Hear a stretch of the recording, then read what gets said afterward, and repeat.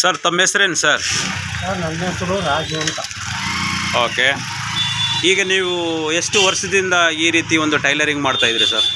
ನಾನು ಈ ಅಂಗಡಿ ಇಟ್ಟು 1975ನೇ ಇಸ್ವಿನಲ್ಲಿ ಓಪನ್ ಮಾಡಿರೋದು.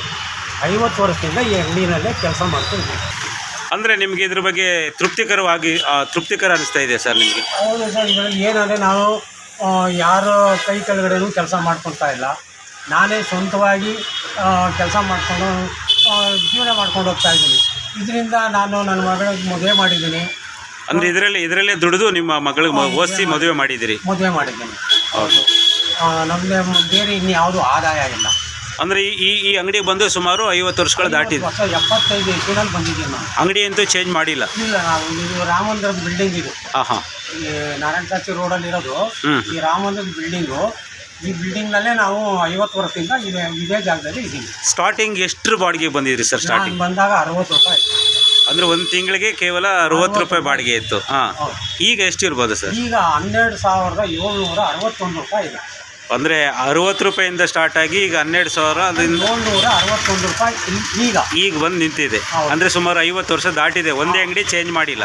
ಇಲ್ಲ, ಮಾಡಿಲ್ಲ, ಚೇಂಜ್ ಮಾಡಿಲ್ಲ. ಅಲ್ಲ, ನಿಮ್ಗೆ ಈ ಟೈಲರಿಂಗು ಇದು ಬಿಟ್ಟು ಬೇರೆ ಏನಾದ್ರು ಪ್ಲಾನಿಂಗ್ ಇತ್ತು ಸರ್ ನಿಮಗೆ? ಇಲ್ಲ, ನಾವು ಬಟ್ಟೆ ಅಂಗಡಿ ಮಾಡಬೇಕು ಅಂತ ಪ್ಲಾನಿಂಗ್ ಇತ್ತು. ಆದರೆ ಅದು ನಮಗೆ ಮಾಡೋಕ್ಕಾಗಲಿಲ್ಲ. ಯಾಕೆಂದರೆ ಅದಕ್ಕೆಲ್ಲ ಬಂಡವಾಳ ಜಾಸ್ತಿ ಬೇಕಾಗಿತ್ತು.